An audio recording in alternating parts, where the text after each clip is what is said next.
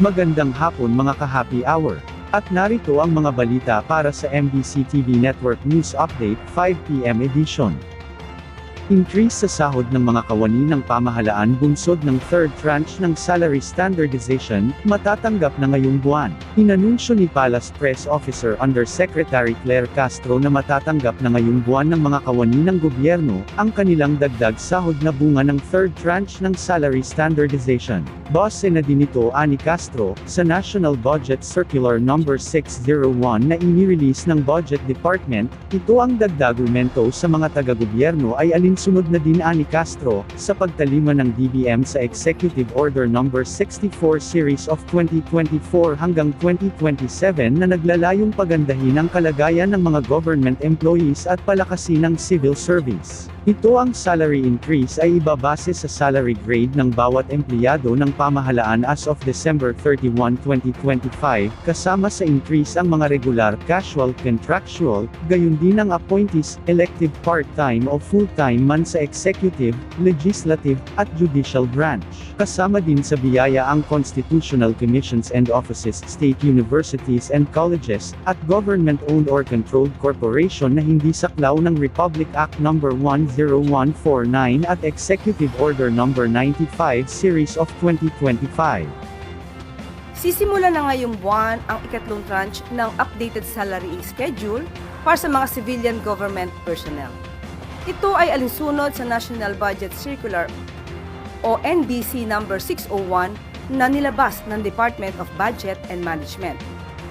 Samantala, sa Metro Manila ngayon, crime rate sa lungsod ng Maynila, bumaba, ayon sa MPD.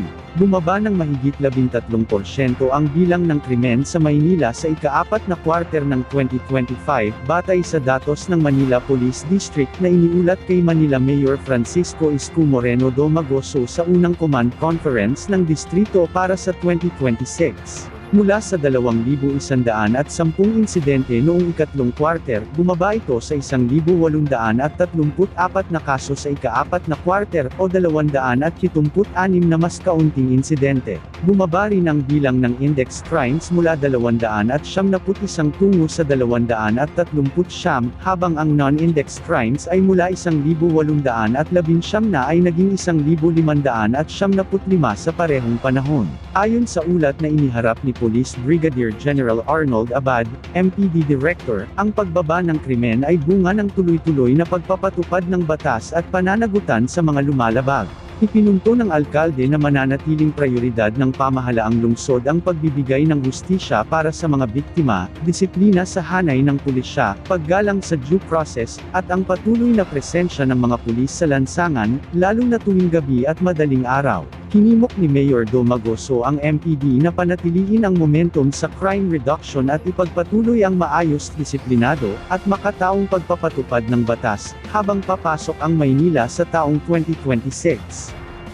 Malalaman natin ang mga latest update mamayang alas 5:30 ng hapon, sa programang Metro Manila Ngayon, Afternoon Edition. At yan ang mga balita para sa MBC TV Network News Update 5 PM edition. Samahan ninyo kami bukas mula alas 9 ng umaga, hanggang alas 5 ng hapon.